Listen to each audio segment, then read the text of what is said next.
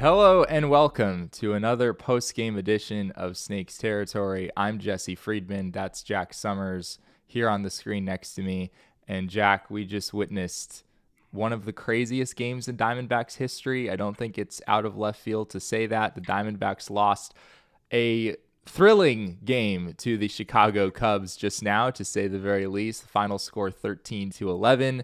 But from the Diamondbacks perspective, Jack, this was not exactly how people wanted it to end. Will probably go down as one of the more gut-wrenching losses for this team in 2025. Yeah, this was a total roller coaster of emotions. They went down 7-1 after being in a close 2-1 ball game. They come back and score 10 runs in an inning, and in the eighth inning, and you think, okay, this is fantastic. We're going to have a great time talking about this game. But the bottom of the eighth was a disaster. They gave up 6 runs, and there you go. They lost 13-11. That was a really tough roller coaster to ride. So in that eighth inning, the Diamondbacks scored 10 runs, as you said. The Cubs scored 6 runs. That is a combined 16 runs in the eighth inning of this baseball game, which they just said on the broadcast is the most runs scored in an inning in Wrigley Field history. And last I checked, Jack, that stadium has been around for a while. So what we witnessed today was absolutely remarkable. I don't really know where to start breaking this one down, Jack. So many runs were just scored in like the last 2 innings of watching this game. It's all a little bit overwhelming. I guess the place that a lot of people probably want to start, though, is Torey Lovullo and his decision to use the bullpen the way that he did down the stretch. What was your opinion on the way that Torey went about that? I believe that what we saw today was a cascade effect from the third game of the Marlins series, is my opinion. I'm not second guessing Torey's pitcher usage today because I'm pretty aware of how the availability of pitchers is designated to him by the medical team. I mean, they really have the medical team and the pitching coaching staff. They have pretty big, most of the control over who's available to him. But the reason they got in this spot, in my opinion, was goes back to Game 3 and not using Ryan Nelson in Game 3 of the Marlins series, and only bringing in Puck and/or Martinez if he absolutely had to. That's the thing that I was second guessing yesterday. I couldn't understand why Nelson didn't work yesterday. He'd have 4 full days rest. Had thrown 36 pitches previously. Today, obviously, he came in and just didn't have it, and it was quite the disaster for him, leading to that 5-run seventh inning for the Cubs. He came in a 2-1 ball game in a high leverage situation on a windy day with the wind blowing out and a lot of pressure on him. And I just think it would have been better to have him in the lower leverage situation against the weaker lineup Marlins. Let him eat those innings and save Puck and Martinez for this big weekend series. That was what I was thinking heading into this game. It's what I was thinking about yesterday. Once they got here today, though, Torey really didn't have a lot of choices. You have a little graphic there that maybe you can share with everybody if you get a Here it chance. is. Yep. So this is pitches thrown the last few days, but also keep in mind that the team charts all of the warm-up pitches that are thrown, as well as the pitches in the game and everything in between. And they have a matrix that tells them, and it's a little bit different for each player because they each have different thresholds. And if they get into, not the yellow you see on the screen here, but if they get into the yellow category, it's a pretty much a try to stay away situation for Torey. If a pitcher's redlined, he can't use them. So we don't know who was yellow and who was redlined. But from looking at this, and when you factor in bullpen pitches thrown, Puck and Martinez had each worked 2 days in a row. Miller 2 days out of 3. And I know for a fact that Miller was actually quite sick heading into that Marlins series. Thompson did an up down. He came out for a second inning, threw 33 pitches. Beeks only threw 3 pitches on Wednesday, but he threw 21 on Thursday.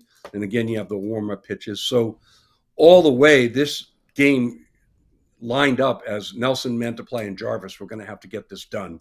And so that was always going to be a risk. And unfortunately, Nelson and Jarvis combined to only get 2 outs each. And that put it in the hands of Joe Mantiply, and he blew the game. Now, whether or not Joe Mantiply should even be on the roster at this point, that's another question altogether. But this is the way I saw the way things lined out as far as the bullpen usage. Yeah, I mean, everyone's talking about Joe Mantiply in the chat, right? And no surprises there. Mantiply has not had a good season so far, to say the very least, and he wound up pitching in a very high leverage situation with the wind blowing out, about as challenging of a situation as any D-backs reliever has walked into this season. And you wound up using, a guy who has struggled more than any other guy in this bullpen in that spot. It was, I understand why people are asking questions here. But as you outlined, Jack, both Justin Martinez and AJ Puck had been used in back-to-back games. They talked about this on the broadcast as well. So, is it impossible for a reliever to pitch in 3 consecutive games? I don't think so. Like, that's something that we do see teams do from time to time. It's not like there's zero precedent for that. It's something Torey probably could have done. And, looking back at this chart again, like, Justin Martinez stands out to me here in that he only threw 10 pitches in the game yesterday, right? He faced 2 batters, and then he threw 8 pitches in the game on Wednesday. So I think you could make a case that out of those guys that Torey was clearly not willing to use, Justin Martinez, I mean, you're talking about 18 pitches combined the last 2 games. I guess maybe you have a better feel for this than I do, Jack, about Torey's willingness to use a guy in that position, but that doesn't seem like too crazy of a thing to ask of someone like J Mart. Well, again, I mean, he's told by the medical team and the pitching staff how a guy's feeling and where they are on their bullpen matrix. I mean, they have this very detailed, sheet that they work on, and it goes beyond just the pitches thrown. So, Right. again, if I was privy to that, I'd be able to answer your question directly. If Martinez was only in the caution zone and not specifically in the red zone, then it seems like it would have been a wise thing to bring him in. And I can only deem by the actions that they were redlined, because as much as people may want to think that Torey's stupid, he's not stupid. And if he was handcuffed and not being able to use those guys, then he didn't go to them, because he could see what was developing just as well as the rest of us, and he didn't make that move. So if he doesn't make that move, it leads me to believe probably that they were redlined. On the other hand, I didn't get to hear his comments. I'm not in Chicago, and we started our show, so I don't know what he said post-game. So we'll have to see what else he has to say about it. I'm just trying to inform everybody how their system works. A lot of people yell at me for, don't defend him. Why are you always defending him? I'm not defending him. I'm just trying to explain how their system works, and what people do with that information is up to them. But our job is to inform them. Well, we have a whole lot more to get to when it comes to talking about this game. But real quick, we want to hear just a few words from the guys over at Foul Territory. So we'll be right back. Todd, Father, I want to pull a very expensive card out of a pack. Very difficult to do and very expensive. I can't pay for it, okay? How could I acquire that card? Simple. Instead of driving somewhere, you go on Arena Club, go get you a slab pack, and you'll have some of the best cards you're ever going to see. Some one-of-ones, some cards that you want to have and you can't get out of your home. Go right online, check out Arena Club. Yeah, I cannot recommend it enough. And every time you rip a slab pack, Arena Club will make you an instant offer for your card based on its market value. That's right. No guessing, no waiting. Instant offer for the estimated fair market value. You can accept it on the spot. You can use that cash for another slab pack, or you can buy, sell, trade. This platform has it all for the collectors out there. And right now, you can get 20% off your first slab pack or card purchase by going to arenaclub.com/foul and use code FOUL. That's arenaclub.com/foul, code FOUL for 20% off your first purchase.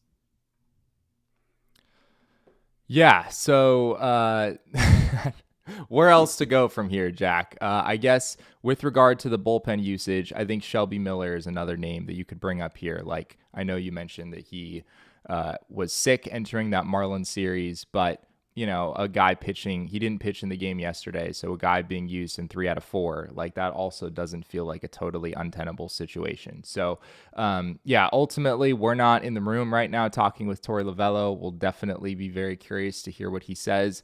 My guess, Jack, is that Torey will not say that guys were completely off limits, but maybe that it was sort of an emergency situation only kind of a thing.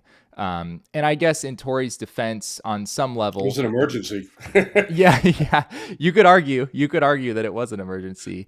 The Diamondbacks did have an 11-7 lead going to the bottom of the 8th inning, so in most situations, you can trust lower leverage relievers to take you from an 11-7 game in the bottom of the 8th to a win, right?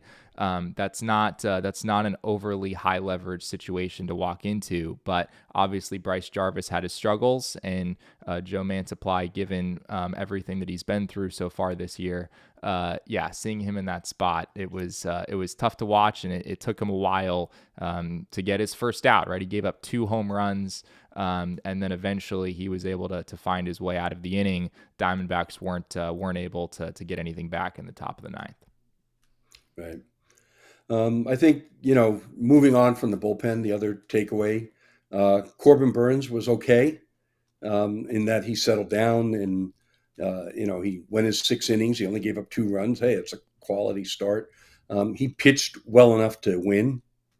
Colin Ray did a good job of shutting down the D-backs for the first, almost 5 innings, whatever it was that he went. Yeah. But I'm still not comfortable with what's going on with Corbin Burnes. Are you? He didn't look like Corbin Burnes for most of the outing. The final line was pretty good, right? You see it on your screen: 6 innings, 6 hits, 2 runs, no walks, 3 strikeouts. But the eye test was quite different from that. It took Corbin Burnes until his 44th pitch, I believe, to get his first swing and miss in this game. And that is just not something that we're used to seeing with him, right? I think Corbin can be successful even when he's not striking guys out, but that hasn't really been his game the past few years, right? He has been the type of guy to really run up strikeout totals. And as of right now, what we're seeing is someone who is really pitching to contact more than anything else. And in his defense, it kind of worked for him today. I thought it was pretty impressive to grind out 6 innings of 2-run ball the way that he did. The Diamondbacks certainly did not lose this game because of Corbin Burnes. He would be about 12th on the list at this point, I think. But yeah, this was still not what I think a lot of people have been hoping for, which is to see Corbin Burnes at his best, to see the guy that you feel like you were getting when you paid $210 million. This was still not that in my mind. Yeah, I mean, glass half full. If this is a pitching line that you get when he's still not firing on all cylinders, then it's what's going to happen when he does fire on all cylinders. It's going to be terrific. But the flip side, he started out 0 for 21 swings, whiffs on swings. So his first 21 pitches, he did not get 1 whiff. Then he got a strikeout, throw down the first base, and then he struck out hot when he came out the next inning. But, for the game, out of 49 swings, he had 7 whiffs, 22 foul balls, and 20 balls in play. So the question is why isn't he getting swing and miss? What's going on with his pitches, the shapes, the movement? It's a bit of a mystery. I mean, we sit here and we pour over everything. We watch every pitch, in every inning. And it's not an easy thing to answer. So that's the bottom line is, he's got to figure that out and find the late break on his pitches so he can get that swing and miss and softer contact, because not only has he given up more contact, but he's given up, on the whole, harder contact. Right. So, this is not the ace level pitcher that the D-backs are hoping to have when you sign a guy to a 6-year, $210 million contract. And it's only 4 starts. But the fact is that he had a pretty horrible August last year where he lost it. Yeah. Kind of regained it in September, and now he seems to really be wobbling a little bit. So, will he get back to being dominant Corbin Burnes anytime soon? it's still a good bet that he will. I mean, when you look at his month to month last year, I mean, April, May, June, July, he was like really good. Bad August, very good September, even better September, and he was good in that one postseason game. So, Right. I mean, he's still a good bet to become a dominant pitcher again, but we're waiting to see it. We very much appreciate everyone who's hopping in the chat. We can see all of the comments coming through. We just got one, Jack. We always get pictures and they start to suck when they come here. Yeah, I mean, there's some truth to that, frankly, right? I mean, the Diamondbacks signed Jordan Montgomery around this time last year, and it drew widespread praise. And then that didn't exactly go so well. And then you have what feels like a similar thing playing out here with Corbin Burnes. But I think it is way, way too early for that. I mean, 6 innings, 2 runs is still a good outing at the end of the day. And I thought that as the game went on, he started to look a little more comfortable. There was at least a little more swing and miss. He was fooling hitters a little bit more. So it feels like every time we've talked about Corbin Burnes, we're talking about like steps in the right direction rather than what people would really like to see. This was sort of another one of those. But as you said, like last August, he had an ERA over 7. Like that can happen even for a guy as good as Corbin Burnes. And maybe when we look back on his 2025 season, it's going to be like, oh yeah, remember when Corbin Burnes struggled, his first, like didn't quite look like himself his first few outings in April, and then eventually locked in and looked like Corbin Burnes for the rest of the way. So I'm not overly concerned. One point that I will make real quick is that Corbin Burnes' cutter, the shape of that pitch, has been a big topic of conversation. And particularly early in this game, the shape of his cutter was not, at least was not where he seemed to be wanting it to be toward the end of last year. Toward the end of last year, Burnes took something off the cutter a little bit. He was starting to get more horizontal movement on the pitch. He was throwing it more like a slider than a 4-seam fastball, and that adjustment seemed to really work for him toward the end of the year. And what we saw today was very much the version of the cutter that was not working at times last year. The pitch to Carson Kelly in particular, if I can nerd out real quick on this, that pitch to Carson Kelly that he hit over the fence for a 2-run home run, which gave the Cubs a 2-1 lead that felt meaningful for most of this game, not so much the last few innings. But that pitch had 16 inches of induced vertical break compared to an average of about 11 inches is generally what we see for Corbin Burnes. So that means that it had 5 inches less ride, or another way of saying that would be it dropped 5 inches less than we're used to seeing Corbin Burnes' cutter drop. And it also only had 2 inches of horizontal movement, which is, usually you want to see it in the 3 to 4 range. So yeah, that pitch in particular was very much the version of the cutter that has been problematic for Corbin Burnes at times in the past. Okay, well, I think you explained that pretty well. I have nothing to add on that particular point. That is fair. Yeah, I think beyond that, I guess the other thing that stands out about Burnes for me is the frequency of foul balls, which I think you referenced earlier. He had 22 in 98 pitches today, which is a rate of just over 22% of his pitches were foul balls. Entering today, his foul ball rate for the season was the highest of his career.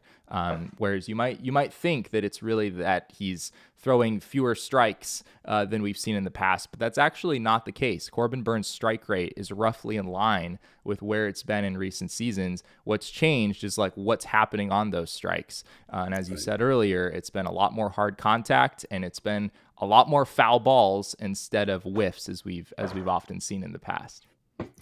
Yeah, that ball to strike ratio can be pretty misleading when there's home runs and a lot of hits in there. At the end of the day, though, I just think that we still need to be patient. I think we need to let him figure it out and not push the panic button. And like I said at the outset, if this is the version we get for a little while, I mean, he's competitive. With the exception of one of his starts, I think he's been very competitive and kept his team in the game. And at that point, you just have to move forward and say, okay, let him work things out. He's so process oriented, and so detail oriented. It's hard to, as long as there's nothing physically wrong, it's hard to imagine that he won't figure something out. Yeah, I'm with you there. He's an ultra competitor, and so I still think he's a pretty safe person to bet on in the long run. So yeah, I guess another step forward for Corbin Burnes. We'll kind of see where things go from here.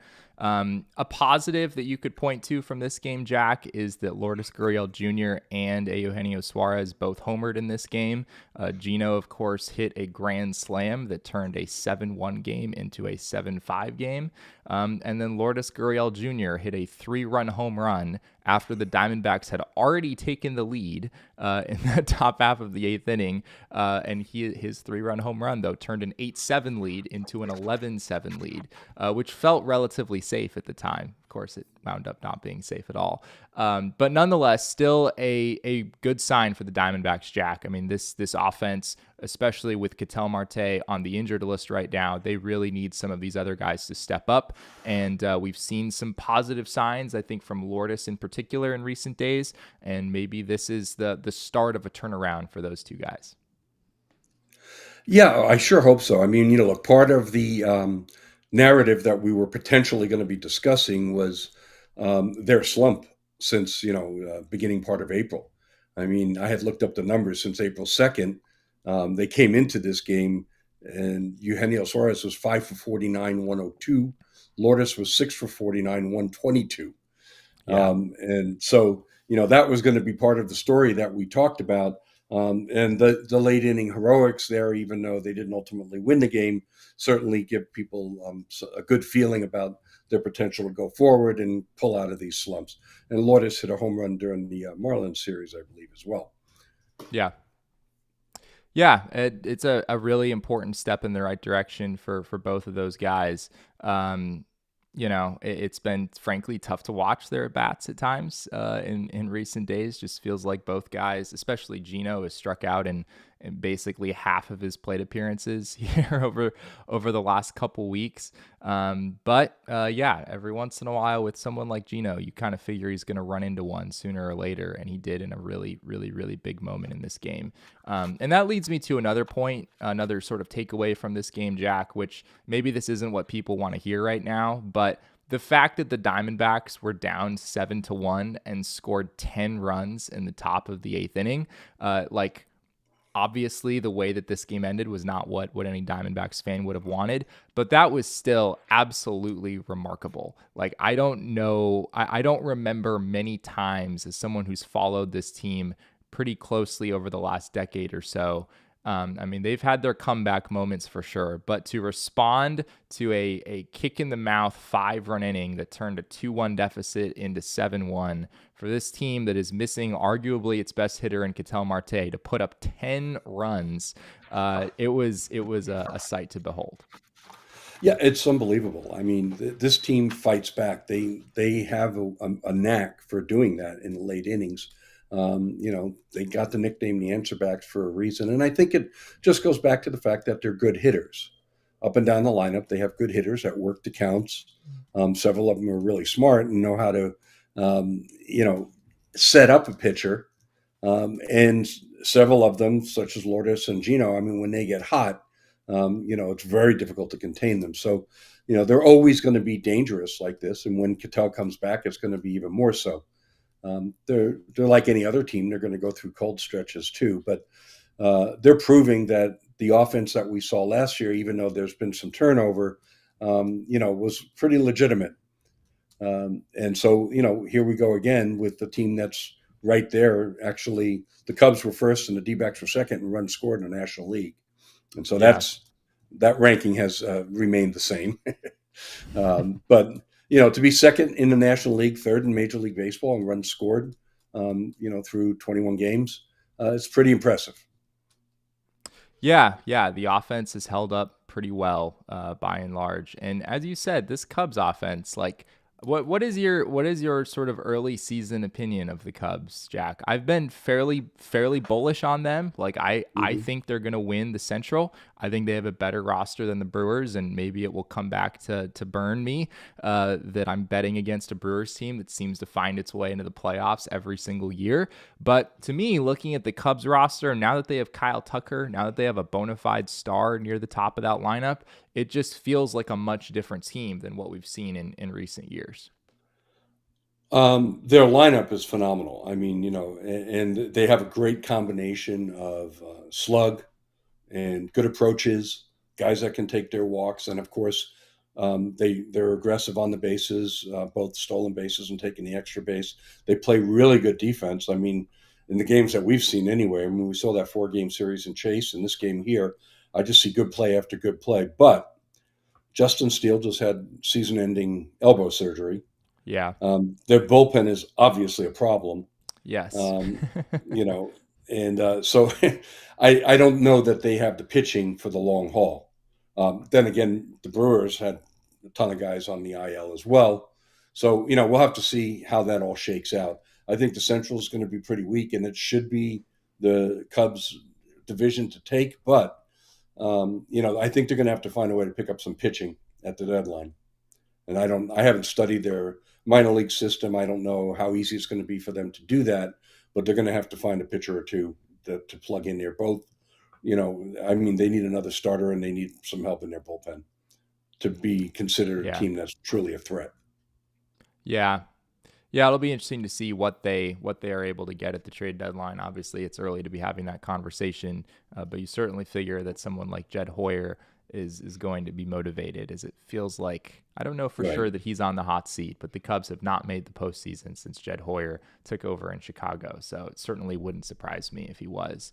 But they're going to stay in it. I mean, it's not like they have to do that right now or they're going to get, fall out of the race or anything like that. They're probably going to be right there, nip and tuck with, the Brewers and the Cardinals for a while here. I don't expect to see a whole lot of separation, even though the Cardinals aren't really a great team, but they're kind of hanging in there.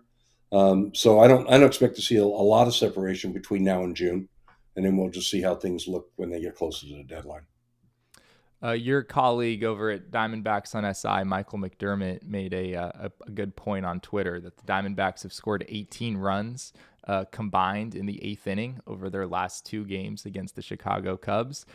People might remember that opening series against the Cubs, it very much looked like the Diamondbacks were headed for a series loss. It looked like they might lose 3 out of 4, and then they wound up somehow, some way, scoring 8 runs in the 8th inning of that series finale and pulling out a win in the final game of that series. So we'll see, Jack, if this is a foreshadowing for what the next couple days will look like. It's going to be potentially a very stressful weekend of baseball for D-backs fans, at least if the wind continues to that degree. It's always hard for me, though, to try to figure out whether like which home runs that we just saw actually were affected by the wind versus which ones would have gone out anyway. It didn't feel to me, Jack, like there were a bunch of cheap shots. Like just looking at the exit velo and launch angle numbers, I think Carson Kelly's second home run, maybe that one was in the low 100s and I think had a launch angle of 41 degrees. So maybe that doesn't get out if the wind isn't blowing out like crazy like it was. But Kyle Tucker's home run, I think, was like 107 off the bat or something. It was a bullet. It was an absolute bullet. So I'm not sure if we can totally just blame everything we just saw on the wind at Wrigley Field. Yeah. Well, look at the bright side. Their bullpen should be rested now for the final 2 games of the series.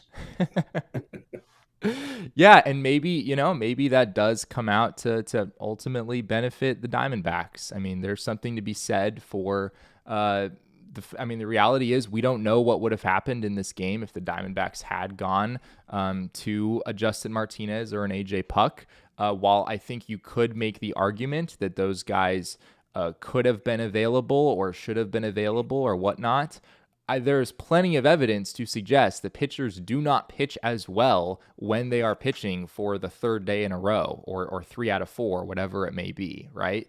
So on a day like this, with any of those guys being asked to pitch in that situation, there really isn't any saying what ultimately would have happened, and maybe it winds up paying off for the Diamondbacks that those guys are maybe better rested for the rest of the weekend. But yes, also understandable that people are frustrated, are a little frustrated right now. Jack, I guess we're not going to dwell here too long, but the Diamondbacks did complete a sweep of the Miami Marlins. We didn't do a show after the finale yesterday, so we figured we'd touch on that just briefly. Eduardo Rodriguez did not get much of any help whatsoever from the defense behind him, but I thought he looked pretty good in that game. He had 9 strikeouts, and altogether a pretty nice win for the Diamondbacks, even though things got a little bit sketchy late in the game yesterday as well. Yeah, I mean, he's pitched really well. He's pitched much better than his surface ERA numbers and 1 loss indicate. His FIP and xFIP and xERA, all of those predictive peripheral numbers are much, much lower, like more than a run lower than his ERA. And I think that's much more reflective of how well he's pitched. I think in his first outing, there weren't any errors, so there weren't any unearned runs, but there was a play or two that really should have been made. And then in these most recent outings, he's given up unearned runs that really were like, sometimes when you look at the unearned run, you can't just 100% blame the defense, right? The pitcher's job doesn't end when the error is committed. He's still got to get the following outs to get out of the inning and pick up his defenders. Sure. Probably the best guy in the history of the game doing that was Curt Schilling. I mean, he just never allowed unearned runs. Not that there weren't ever errors behind him, but he just never allowed them to score. Sure. And so, this is that. But in these last 2 outings, looking at it pretty closely, you can't pin any of that on Eduardo. I mean, he really has done a good job. I actually am pretty pleased with the way he's throwing the ball and, how he's dotting his fastball and getting swing and miss with it and then coming back, with his changeup. And I'd kind of like to see him throw a slider a little bit more. I think that he had a really good slider in 23. And I remember during his introductory press conference last year, Yes. I asked him, are you going to be throwing that slider a little bit more? And he kind of was a little wishy-washy on that. And he didn't use it very much because, whatever happened last year. So I'd like to see him get to that slider a little bit more. I don't think it's a bad pitch for him. Yeah, he did have 3 whiffs on the slider in the game yesterday, 3 called strikes. Pretty good results on that pitch. The cutter was pretty effective for him. He had 4 whiffs on that. The 4-seam fastball, was just working it to all quadrants of the strike zone, wound up with 6 whiffs there. So, we'll still kind of have to see. I think there's still more to be proven for Eduardo Rodriguez after obviously missing a ton of time last year. And there's more to be proven with Corbin Burnes, frankly, as well, as he continues to try to work his way out of this early season rut that he's been in. Matt in the chat said, I hardly recognized Carson Crusher Kelly. What do we make of this version of Carson Kelly, Jack? This is, we did see Carson Kelly show himself as an above average hitter at times with the Diamondbacks, but toward the end of his tenure here, not so much. Yeah, I mean, when his first full season, 2019, we saw him be able to turn on the ball. The patented Carson Kelly hit was a double down the line, and he was able to pull home runs. He's clearly, on a roll right now. I mean, he was fine last year, but he didn't hit anything like this. So it's impressive. I'm happy for the guy on a personal level because I really like him and I get along with him pretty well. But wasn't happy to see him do what he did today. I was hoping he could save this for another team. Sprucey in the chat said, how do you guys not get so mad? Both Jack and Jesse seem really level-headed. I'm so mad I'm blind with rage. What gives you guys the perspective to keep you cool? I appreciate the comment. I mean, I think I can understand where people are coming from on a day like this. If I were Torey Lovullo today, Jack, I would have used, I think, Justin Martinez. I would have said, all right, J Mart, yes, he's pitched back-to-back games, but he faced 2 batters yesterday, and, he only threw, it was a fairly light workload the game before that as well. Let's go get us a win. We just put up 10 runs in the top of the 8th inning. Like, this is not a game that you want to let get away. So that's probably the decision that I would have made. And as I said earlier, maybe it works. I think, Justin Martinez certainly looked outstanding this year, but you don't necessarily know for sure. So would you have put him in the 8th inning to start the inning or midway through the inning, and then have him do an up down and come back out for the ninth? I think I would have. I think I would have started Bryce Jarvis in the 8th as the Diamondbacks did, because again, it's a 4-run lead. And even though the ball's flying all over the yard, like ground balls exist, strikeouts exist, right? The wind doesn't put the ball in the seats automatically. So I think I would have gone back to Bryce Jarvis with the 4-run lead. And then after he got himself into trouble, that's when I would have brought in Justin Martinez to try to stop the bleeding. And then in the 9th inning, I don't think I would have brought Jamar back. I think 3 games in a row, having him do another, or I guess he didn't do an up down yesterday, but having him do an up down in the 3rd game of a back-to-back-to-back, that would feel pretty ambitious. So I think I probably would have gone to Shelby Miller. That's the first name that comes to mind for me. And I know it's 3 out of 4, but again, the other 2 games that he pitched, he didn't pitch yesterday, but the 2 games before that, his pitch count wasn't all that high in either of those games. So Shelby's looked awesome, and I think I would go to him to try to have him close it out in the 9th. Well, we're going to have to dial up with our good friend Nick Picoro, because I think he's in Chicago, and I'm 100% sure that he asked Torey about these questions. Torey didn't appear on air after the game, I was told via text message. Okay. So I'll dial in with Nick. I'll check for his article. And I just really want to see what he has to say about who was available and who wasn't. I just don't know. It's like my whole thing about it is I hate to second guess reliever usage when I don't know who's available. Right. I can speculate and guess who's available and who's not, but the reason I don't second guess it until I talk to Torey is because I need to find out who was this guy available or not.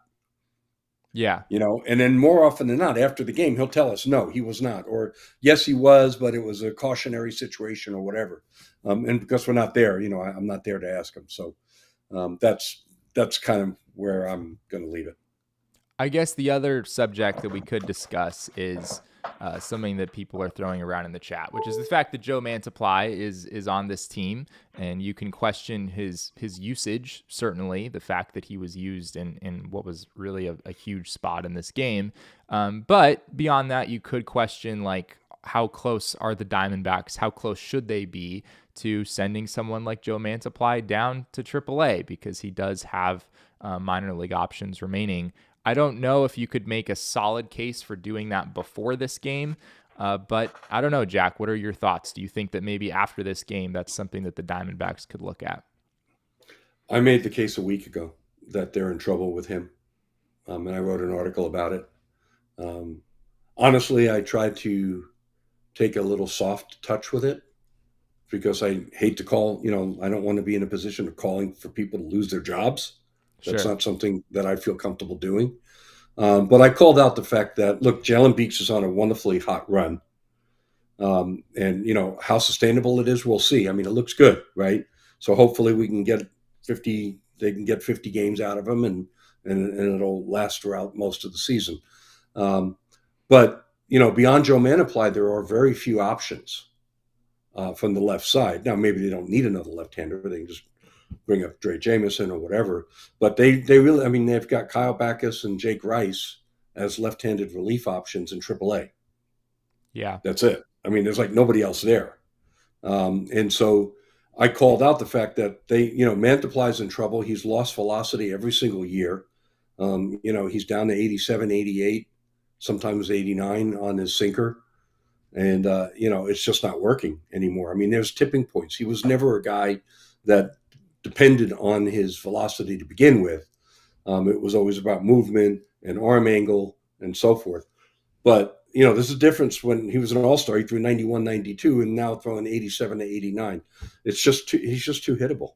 And that's the bottom line. And he's going to have to take some time out. Whether or not he needs a rest, maybe he went through a dead arm phase after the end of spring training.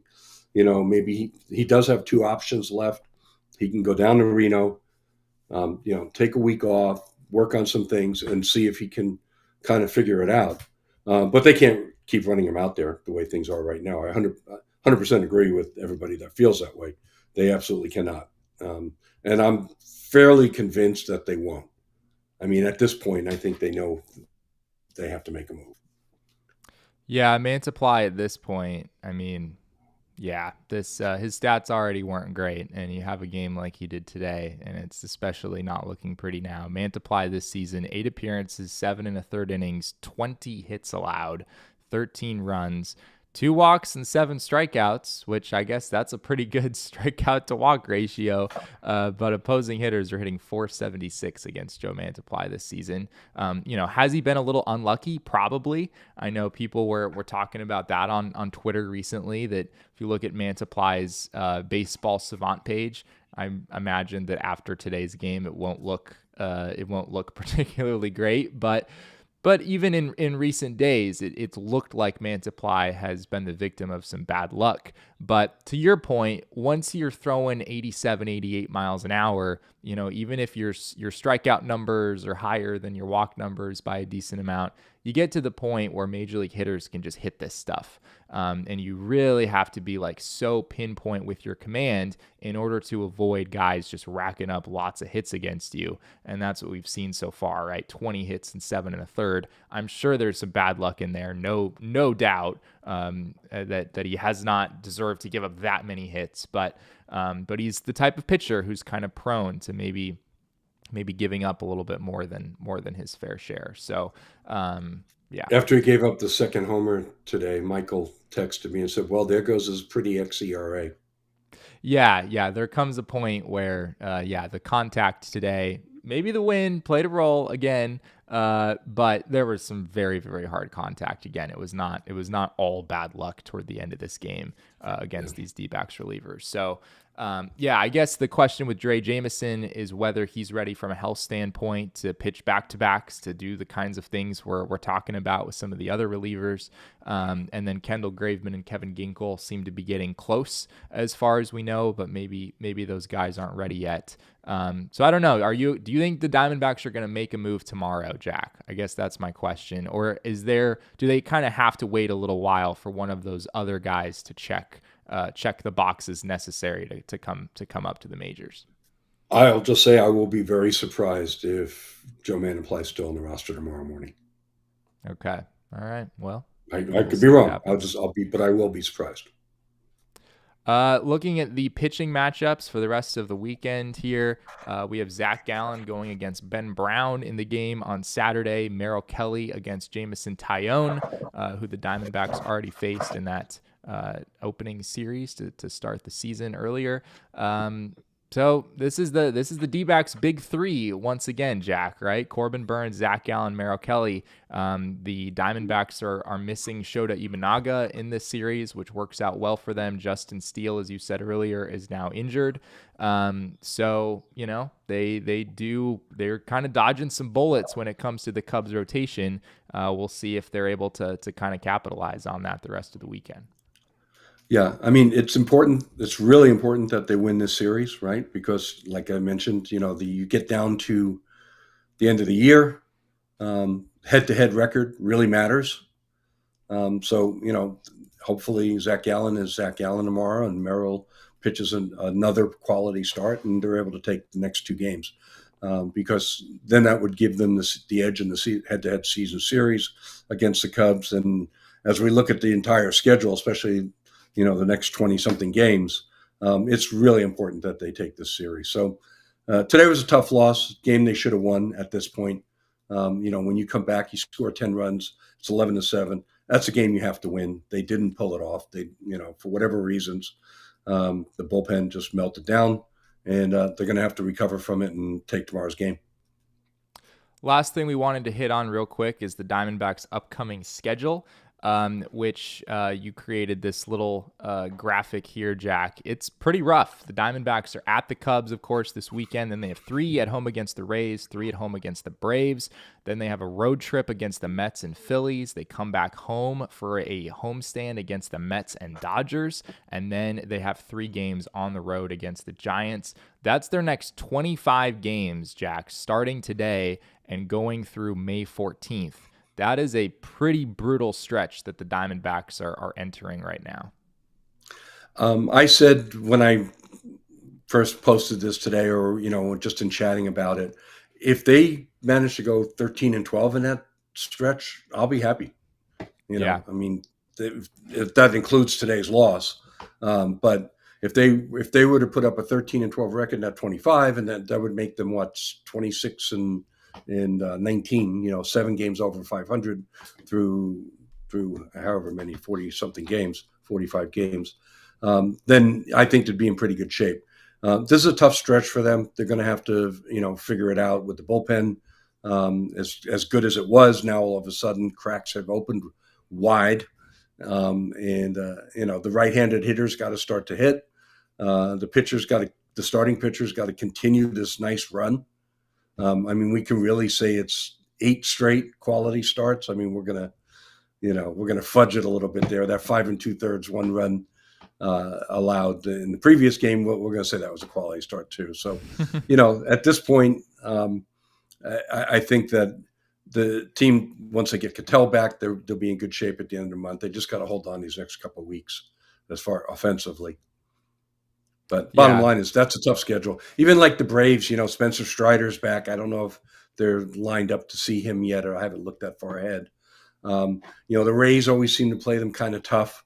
As bad as the Braves have been, they're the Atlanta Braves, right? The last I looked, they were 5-13 or something. They're not going to stay that bad. As they say, it's not who you play, it's when you play them.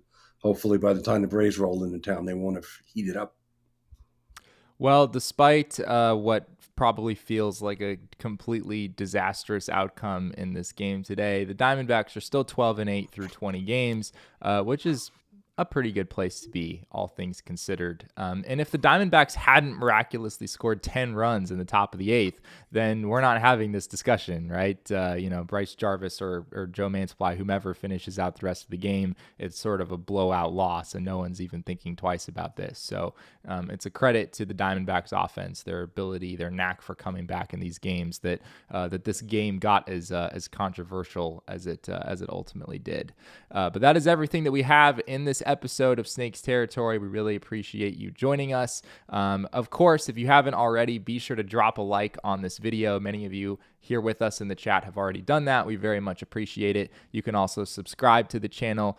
We would appreciate it if you do that as well. We just crossed over the 500 mark, so grateful for the support from all of you out there.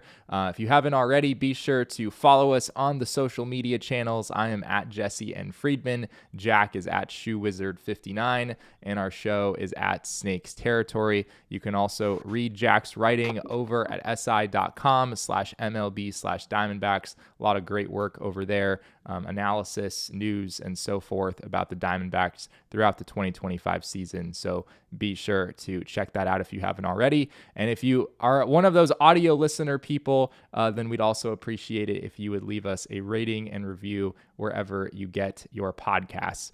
Jack, anything else before we say goodbye on this absolutely wild day of Diamondbacks baseball? The last thing I'll say is, I was dying inside when all that was happening. Sure. I have to stay calm, cool, and collected here. For what we're doing here, we're trying to remain professional and journalists and reporters. But obviously, it hurts to see the guys go down like the way they did today, and it's frustrating as heck. But tomorrow's another day. It's a 162 game season. They got 140 of them left. So carry on. Well, we'll see if what the rest of the weekend has in store. I think some Diamondbacks fans might have blood pressure problems before too long if we get more baseball like we did today. But thank you all again so much for joining us here live or watching afterward. We really appreciate your support, and we'll be back with another episode of Snakes Territory very, very soon.